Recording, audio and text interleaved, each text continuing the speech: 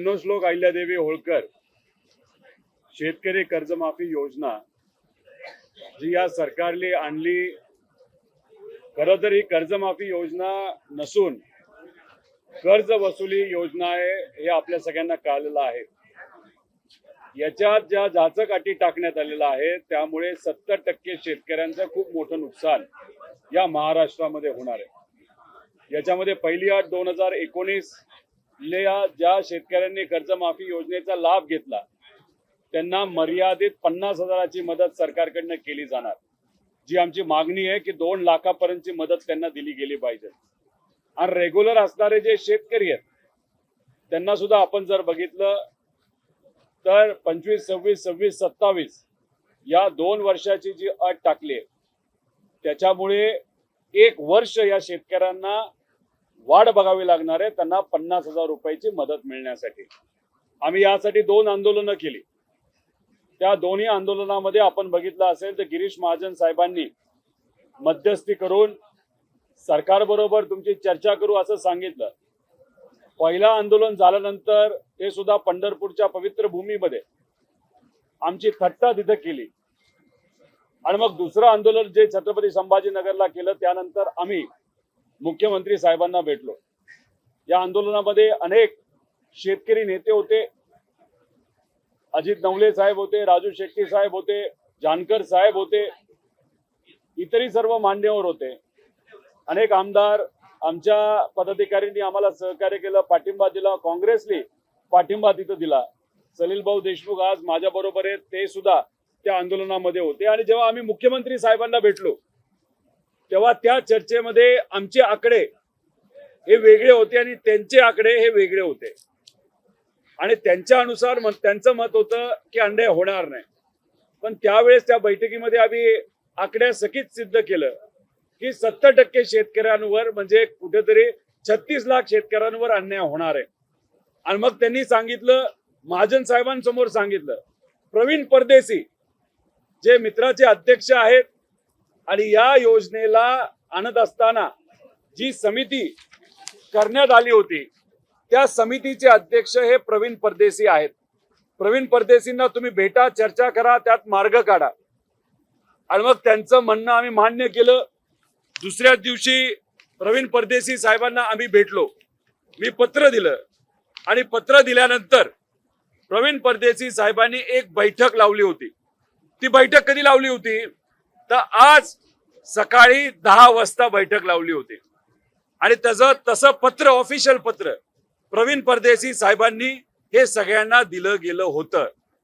आजच्या बैठकीमध्ये आम्ही सकाळी 10 वाजता मी असेल, बंटी पाटील साहेब असतील, अजितजी नवले साहेब असतील शेतकरी नेते, जानकर साहेब जे सुद्धा शेतकरी नेते आहेत ते तिथे आले होते, संदीप भैया क्षीरसागर असतील, उगले भाऊ असतील, त्याच्याबरोबर खैरे भाऊ असतील, असे अनेक तिथे आमदार हे आले होते, पदाधिकारी आले होते।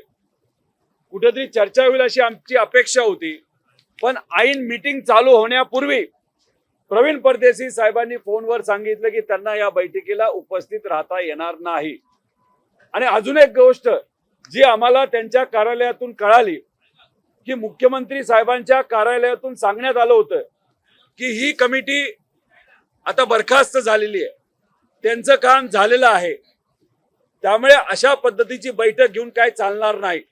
मग आमचं मत असं आहे की मग मुख्यमंत्री साहेबांना आम्ही जेव्हा भेटलो तेव्हा त्यांनी सांगितलं प्रवीण परदेशींना भेटा, शेतकरी कर्जमाफीचा मुद्दा हा महत्वाचा आहे, त्यांच्याशी संवाद साधून त्यांच्याकडनं जे काही आकडे तुम्ही मांडलेले हे मुख्यमंत्री साहेबांना दिले जातील, त्याच्यावर आम्ही नक्कीच सकारात्मक शेतकऱ्यांच्या बाजूचा निर्णय देऊ, ज्याच्यातून 36 लाख शेतकऱ्यांवर जो अन्याय होणार आहे तो होणार नाही, अशी भूमिका घेत असताना आज आमची बैठक ठरली असताना सुद्धा जर सरकार ही बैठक होऊन देत नसेल, त्यामुळे कुठे ना कुठेतरी सिद्ध होते की या शेतकऱ्यांवर हे सरकार अन्याय करणार आहे। आणि त्याच पद्धतीने आम्ही कुठेतरी या सरकारचा निषेध करतो। आणि हे जे फसवं सरकार आहे, ही दुर्दैवाने फसवी कर्जमाफी जी शेतकऱ्याची या सरकारने काढलेली आहे, खरं तर या शेतकऱ्यांवर जो अन्याय होणार आहे तर येत्या काळामध्ये एक मोठं आंदोलन आम्ही नक्कीच महाराष्ट्रामध्ये आमचे पक्ष असतील, मित्र पक्ष असतील, त्याच्याच बरोबर जे शेतकरी नेते असं सगळे मिळून आम्ही एक मोठं आंदोलन येत्या काळामध्ये करणार आहे. पण मला शेतकऱ्यांना सांगायचंय की कुठंतरी तुमची फसवणूक या सरकारच्या माध्यमातून झालेली आहे. पुण्यश्लोक अहिल्यादेवी होळकर एवढ्या महामानवाचं नाव देऊन सुद्धा जर 70% शेतकऱ्यांवर अन्याय होणार असेल तर या मोठ्या महामानवाचा सुद्धा कुठेतरी तिथं नावाचा अपमान हे सरकार करते असं आमच्या सगळ्यांचं मत आहे आणि या सरकारचा निषेध करतो. आणि आज ही जी महत्वाची बैठक आहे ती झाली नाही, त्याचा अर्थ हे सरकार या शेतकऱ्याला न्याय देण्यासाठी सकारात्मक नाही असं आपल्याला त्या ठिकाणी म्हणावं लागेल.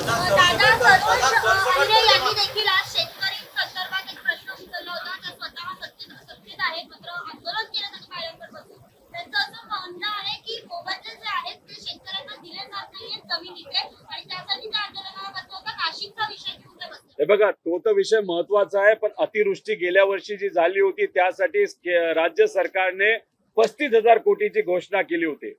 लोकांच्या खात्यामध्ये किती आतापर्यंत पैसे आले? 12,500 कोटी रुपये. बाकीचे पैसे गेले कुठे हा आमचा प्रश्न आहे. कर्जमाफी योजना सुद्धा 35-36,000 कोटीची घोषित झालेली आहे. पण हे जे काय अटी बघितल्या तर 12,000 कोटी 13,000 कोटीपेक्षा हा आकडा पुढे जाणार नाही.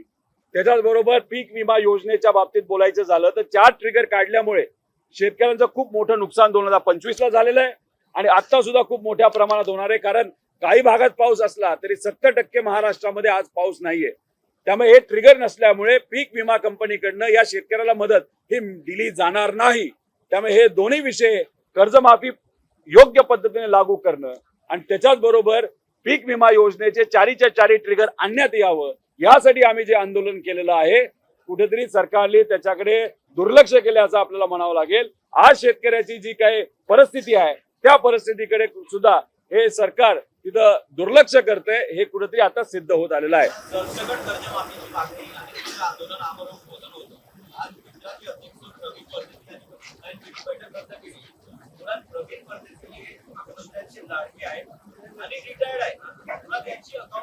काय बनते कारण की अशा प्रकारच्या सेवानिवृत्त अधिकाऱ्याला मोठ्या पोस्टवर बसवणं आणि राज्यमंत्र्याला जो ते पण त्यांना देण्यात आलंय. लाडक्या एखाद्या अधिकाऱ्याला जवळ कसं ठेवायचं हे कुठेतरी या सरकारकडनं तिथं आपल्या सगळ्यांना कळतं. प्रवीण परदेशी तसे हुशार अधिकारी नक्कीच आहेत, आम्ही वेगळं काय बोलणार नाही. पण कुठं ना कुठंतरी ते या सरकारच्या बाजूली या सरकारमध्ये असणाऱ्या नेत्यांच्या बाजूने खास करून मुख्यमंत्री साहेबांच्या बाजूने झुकलेले हे आपल्या सगळ्यांना माहिती आहे. त्यामुळे हे जे काही अहवाल आहे हा जर आपण खोलात जाऊन वाचला ते एका बाजूला शेतकऱ्याची खरंच आर्थिक परिस्थिती हलाखीची झाली असं सांगण्यात येतं आणि दुसऱ्या बाजूला सरकारला रेकमेंड करत असताना बऱ्याच त्रुटी याच्यामध्ये त्या ठिकाणी आहे.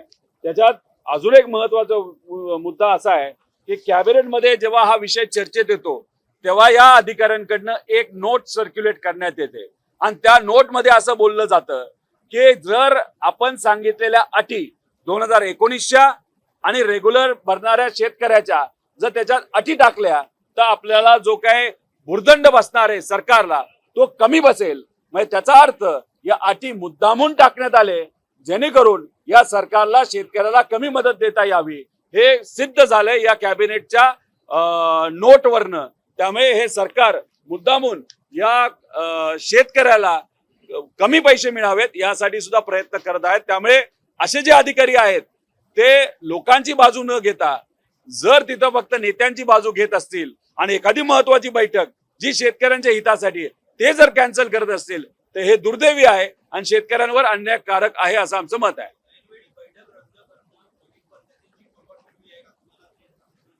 मला माहित नाही त्यांनी तो निर्णय घेतला का त्यांना कोणीतरी फोन केलं. एक तर ते ऍक्टिव्ह अधिकारी नाही आहेत, त्यांना जी काय जबाबदारी दिली एक तर या बैठकीची या कमिटीची जबाबदारी कर्जमाफीची दिली होती. मित्राचे जे अध्यक्ष आहेत आणि फायनान्शियल ऍडवायझर हे मुख्यमंत्र्यांचे आहेत. मला जे कळतंय त्यांनी जे कारण दिले की कुठेतरी लँडस्लाइड झाली म्हणून तिथं ते गेलेत. आता खरं तर जो अधिकारी आज सेवेत नाही तो अधिकारी तिथे जाऊन काय करणार? जे सेवेत त्यांनी तिथं काम करावं ही बैठक करून जर ते त्या ठिकाणी गेले असते, जर ऍक्टिव्ह अधिकारी आहेत ते तिथं अडचण सोडवतील.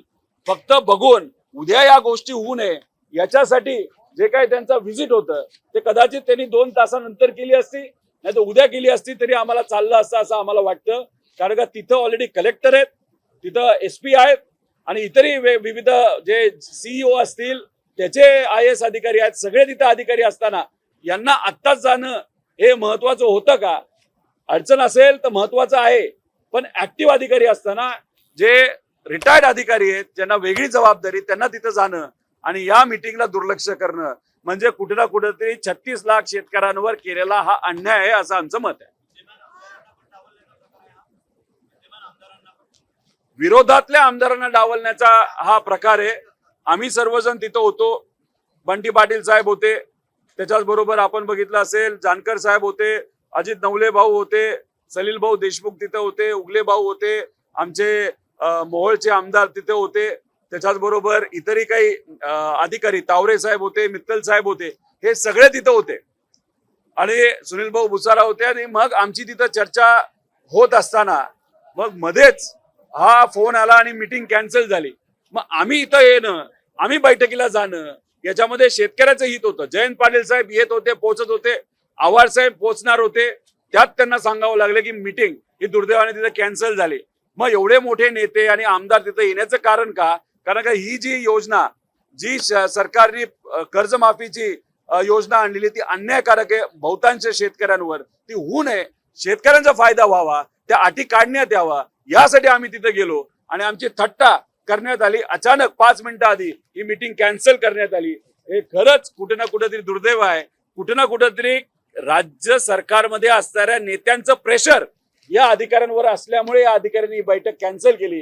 ही बैठक जर झाली, मिनिट जर झाले तर मग सरकारला त्या सगळ्या गोष्टी स्वीकाराव्या लागतील आणि त्या स्वीकारू नये आणि अधिवेशनात अडचण येऊ नये म्हणून मुद्दामून काही नेत्यांनी त्यांना सांगितलं असावं की ती बैठक कॅन्सल करावी. हे अन्यायकारक आहे असं आमचं मत आहे.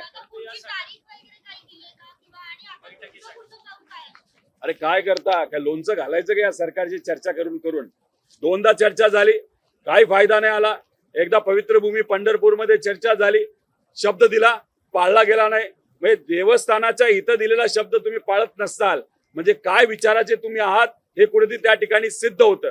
अख्ख्या महाराष्ट्रातला शेतकरी वर्ग, मजूर वर्ग हा विठोबारायाचं दर्शन घेण्यासाठी तिथं जात असतो आणि त्याच भूमीमध्ये तुम्ही आम्हाला फसवता. आम्ही शेतकऱ्याचा मुद्दा घेत असताना दुसऱ्यांदा मोठं आंदोलन आम्ही छत्रपती संभाजीनगरमध्ये केलं, तेव्हा तुम्ही बोलला बैठक करतो. बैठक झाली, बैठकीत सांगण्यात आलं की प्रवीण परदेशींच्या समोर जाऊन तुम्ही हे मुद्दे मांडा आणि प्रवीण परदेशी साहेबांच्या पुढे बैठक लागल्यानंतर आम्हाला सांगण्यात येतं की प्रवीण परदेशी साहेबांचे सगळे अधिकार या विषयाच्या बाबतीत काढण्यात आलेत. मग बैठकीमध्ये आम्हाला का खोटं बोललं गेलं? अरे किती वेळा डोकं फोडायचं या सरकारच्या पुढं विनंती केली आणि आम्हाला राजकारण याच्यात करायचं नाही. त्यामुळे आम्ही बऱ्याच वेळा माघार घेतली, चला चर्चा करू, मार्ग निघाला पाहिजे. सगळ्याच गोष्टीत राजकारण झालं पाहिजे असं नाही. जर मार्ग निघत असेल, शेतकऱ्यांना फायदा होत असेल तर आम्ही निर्भयाची भूमिका घेतली. पण मला असं वाटतं हे सरकार फसवं सरकार आहे. यांना फक्त शब्दाचा खेळ हे करतात, शब्दात लोकांना अडकवतात आणि त्यात मात्र सगळ्यांची थट्टा करतात असं आपल्याला म्हणावं लागेल. काय झाले की अवकाळी पाऊस आला तेव्हा घोषणा मोठी केली, 35,000 कोटीची घोषणा केली. मदत झाली कुठंतरी 11,000 का 12,000 कोटीची. त्यात त्यांनी सांगितलं पीक विम्याचे 17,000 कोटी येते, आले किती 1,200 कोटी. बाकीचे पैसे कुठे गेले? आणि या योजनेमध्ये सुद्धा तशीच फसवेगिरी त्यांनी केलेली आहे की 35-36,000 कोटीची कर्जमाफी दिली असं ते म्हणतात आणि खरं तर आकडे बघितले तर 12-13,000 कोटीच्या पुढे हा आकडा तिथे जाणार नाही. आणि हा अहवाल जर बघितला जो अधिवेशनामध्ये आम्ही आज उद्या केव्हा आमचा अंतिम आठवडा प्रस्ताव असेल त्याच्यावर याच्यावर बोलणार आहोत की अतिशय फसवेगिरी या सरकारने या अहवालाच्या माध्यमातून आणि सरकारने घेतलेला निर्णय त्याच्या बाबतीत सुद्धा तिथं केलेला आहे.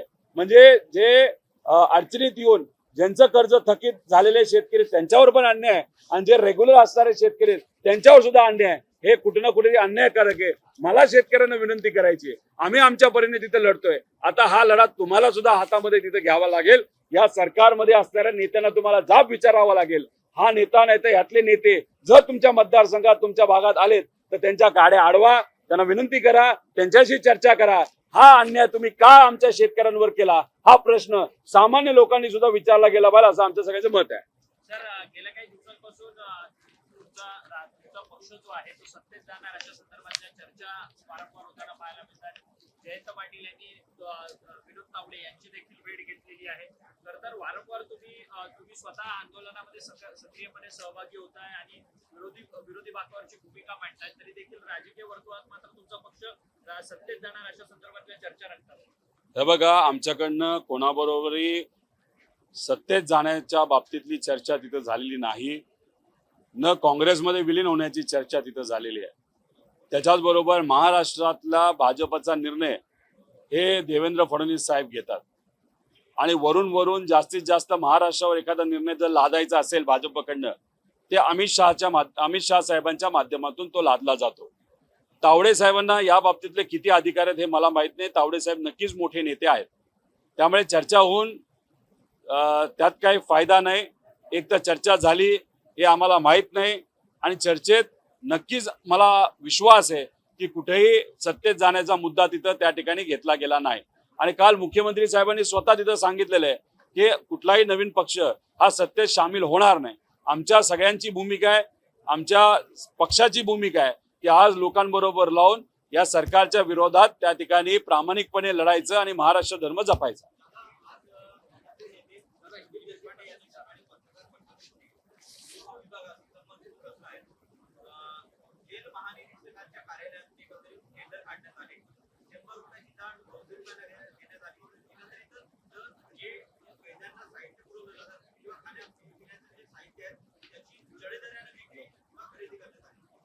अहो, तुम्हाला काय सांगायचं, इन्फ्रास्ट्रक्चरच्या नावाखाली इतका मोठा भ्रष्टाचार आपल्या या महाराष्ट्रामध्ये चालू आहे. गरिबाचा पैसा टॅक्सच्या माध्यमातून जो आपल्या तिजोरीमध्ये जातो राज्याच्या, त्याचा अक्षरशः भ्रष्टाचारामुळे चिखल झालाय असं आपण म्हणू शकतो. विविध विभागाच्या अंतर्गत सुद्धा जसं तुम्ही सांगितलं की होम डिपार्टमेंटच्या अंतर्गत जेल विभाग येतो, त्या विभागामध्ये सुद्धा खूप मोठ्या प्रमाणात भ्रष्टाचार आहे. विविध विभाग जर आपण बघितले त्याच्यात मोठा भ्रष्टाचार आहे. महिला व बाल विकास या विभागामध्ये भ्रष्टाचार आहे, इतर विभागामध्ये भ्रष्टाचार आहे. त्यामुळे इथं काय चाललंय तर सत्तेत या लोकांना का राहायचंय, कारण त्यातून त्यांना मलिदा मिळतोय, त्यांना त्यातून पैसा मिळतोय. म्हणजे अक्षरशः भ्रष्टाचाराचा कहर या महाराष्ट्रावर त्या ठिकाणी आलेला आहे. आपलं जर कर्ज बघितलं या महाराष्ट्रावर, जे पूर्वी 5 लाख कोटी झालं तरी खूप झालं असं म्हणलं जात होतं, आज आता आपण 11 लाख कोटीच्या आसपास तिथे चाललेलो आहोत. आणि याच्यातून काय केलं जातंय तर मोठे प्रोजेक्ट इन्फ्रास्ट्रक्चरच्या नावावर आणि या विविध योजनेच्या माध्यमातून आणले जातात आणि त्यातून हजारो कोटी रुपयाचा तिथं भ्रष्टाचार होतो. याच्याच बरोबर तुम्हाला माहिती आहे, अयोध्या पवित्र भूमी आहे, तिथं प्रभू श्रीरामांचं जे पवित्र मंदिर बांधण्यात आलं त्यात भ्रष्टाचार झाला. तसंच उज्जैनमध्ये जमीन घोटाळा झाला. तसंच आपल्या या महाराष्ट्रामध्ये जे नाशिकमध्ये जे हे घेतलं जाणार आहे, धार्मिक आपला कार्यक्रम घेतला जाणार आहे, तर त्याच्यामध्ये कुंभमेळा, त्याच्यामध्ये सुद्धा तर हजारो कोटीचा भ्रष्टाचार तिथं झालेला आहे. त्यामुळे देवाच्या नावावर सुद्धा हे पैसे खायला लागलेत, मंदिरातून पैसे खायला लागलेत आणि महाराष्ट्राच्या तिजोरीतून सुद्धा खूप मोठ्या प्रमाणात भ्रष्टाचार आज चालू आहे.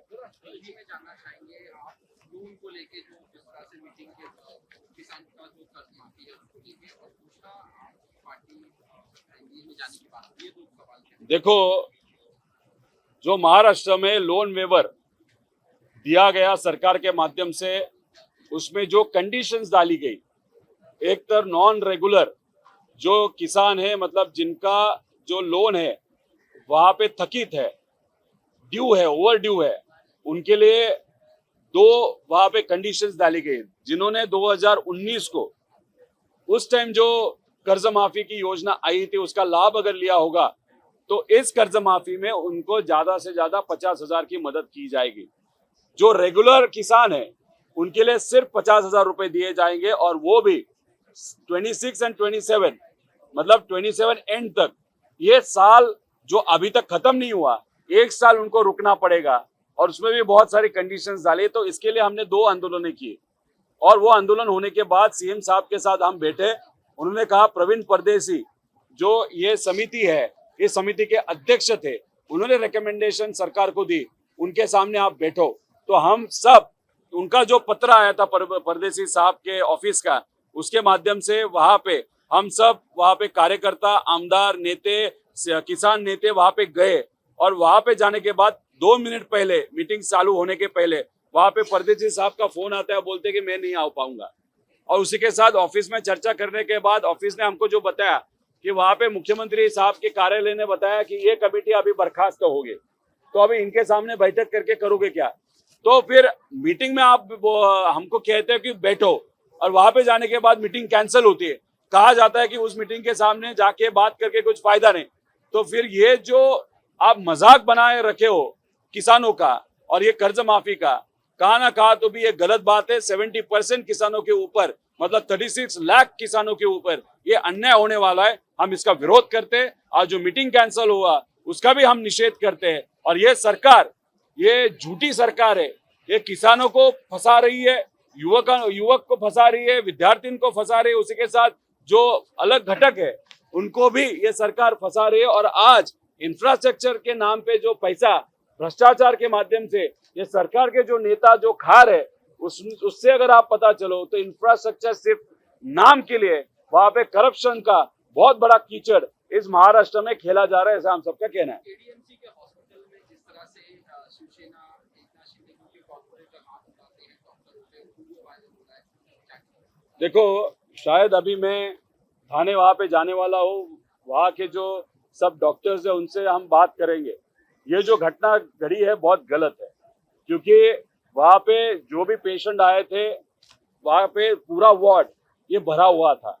पेशेंट एक प्रेग्नेंट महिला थी। एक तो वहां पे उनको सेवा मिलनी चाहिए थी, लेकिन अगर वहां पे बेड ही नहीं था और शायद कॉम्प्लिकेशन बढ़ सकते हैं, इसलिए उस नर्स ने और डॉक्टर ने जेन्युइनली कहा कि यहाँ पे जगह न होने के कारण अगर आगे जाके कॉम्प्लिकेशन होंगे तो बच्चे को और माँ को तकलीफ हो सकती है, इसलिए अभी आप प्राइवेट हॉस्पिटल प्लीज जाइएगा। ये जेन्युइन वहां पे उन्होंने सजेशन दिया था। लेकिन सत्ता का माज जिस लोगों में है, वहां का कॉर्पोरेटर जो वहां पे आया और उसने महिला डॉक्टर के ऊपर वहां पे चार्ज किया, उनको मारा पीटा, ये गलत बात है। महाराष्ट्र में डॉक्टरों के हित में एक कायदा कांग्रेस और हमारे सरकार ने वहां पे बनाया था, लेकिन इन सरकार के टाइम पे अगर आप देखो वो पूरा कायदा जो भी है, जो डॉक्टर का हो या कोई भी हो, वहां पे कचरे के डिब्बे में बहा के फेंक दिया। और इस तरीके का वहां पे अगर कृत्य होता है तो हम इस चीज का निषेध करते हैं। हम सब डॉक्टरों के साथ वहां पे खड़े रहेंगे। मुख्यमंत्री का बयान आया, कहा कि एनडीए में महाराष्ट्र से अब कोई और दूसरी पार्टी नहीं आएगी, आपकी पार्टी जो है वो एनडीए में जाने की बातें कयास लगाया जा रहा है, इसमें क्या? देखो, हम तो पहले से बोल रहे थे हम नहीं जाना चाहते, हम जाएंगे भी नहीं एनडीए के साथ। अभी मुख्यमंत्री साहब ने कल तो क्लियर कर दिया, तो विषय को खत्म कर दो। और कांग्रेस के साथ विलीन करने का भी विषय वहां पे नहीं है। हम जिस पार्टी में है, पवार साहब के मार्गदर्शन में शिवशाहू फुले अंबेडकर साहब का जो विचार है वो आगे लेके हम जा रहे हैं। तो इसलिए हम इस एनडीए के साथ जाएंगे या कांग्रेस में विलीन होंगे, ये जो चर्चा है सिर्फ चर्चा है, इसमें तथ्य नहीं है।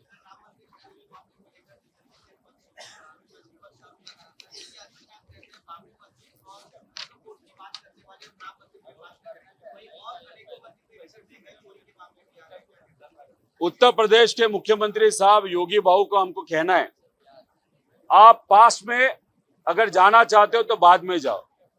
आपको प्रेजेंट में लोगों ने जो सरकार उत्तर प्रदेश में दी, इस देश में दी, और जब आपने नारा दिया था कि प्रभु श्री राम जी का मंदिर अयोध्या में अभी वहां पे हमको कंस्ट्रक्ट करना है, खड़ा करना है, उसके लिए पैसा डोनेशन के माध्यम से आप सबने वहां पे मांगा था। और लोगों ने सब विचार के, कांग्रेस के विचार के भी लोगों ने, हमारे पार्टी के भी लोगों ने, और इतर ही जो लोग हैं उन्होंने सब में मिलके अपने फाइनेंशियल कंडीशन के हिसाब से, जो गरीब है उन्होंने 10 रुपए दिया, जिसकी परिस्थिति ठीक है 1000 दिया, 10,000 दिया, लाख दिया, करोड़ रुपए दिए। और हमारी सबकी इच्छा इतनी थी कि वो पैसा अगर वहां पे इस्तेमाल हो रहा है तो वो प्रॉपरली इस्तेमाल होना इंपॉर्टेंट है। वहां पे मंदिर बांधते वक्त 40% कमीशन लिया गया। जमीन 2 करोड़ को अभी ली, 20 मिनट के बाद टेम्पल ट्रस्ट को 18 करोड़ को वो जमीन वहां पे बेची। इसलिए योगी बाबू हो या कोई भी हो, उनको मुझे कहना है कि आज प्रेजेंट में जो वहां पे भ्रष्टाचार हुआ, लोगों के जो कहे वहां पे उनका इमोशंस के साथ जो खिलवाड़ हुआ, उसके बारे में पहला बोलो, बाद में पास जाएंगे, फ्यूचर जाएंगे, वो बाद में बात करेंगे। अभी आज जो चोरी वहां पे हुआ है उसके बारे में बोलो। और उसी के साथ ये ईडी और सीबीआई भाजपा के बी टीम है, या वहां पे एसआईटी जो फॉर्म की है भाजपा की बी टीम है, तो वो जो ट्रस्टीज है उनके ऊपर कोई कार्रवाई नहीं करेगी, एफआईआर वहां पे नहीं होगा। जो ट्रेजरर है गोविंद गिरी महाराज, उनके ऊपर कार्रवाई अभी तक नहीं हुई। तो हमारा कहना है जुडिशियल इंक्वायरी इस बारे में होना चाहिए, पानी का पानी और दूध का दूध वहां पे होना चाहिए, क्योंकि वहां पे लोगों का पैसा है, ये सरकार का मंदिर नहीं, वो लोगों का मंदिर है। इसलिए प्रॉपरली ट्रांसपेरेंट वहां पे इन्वेस्टिगेशन होना बहुत इंपॉर्टेंट है। रोहित जी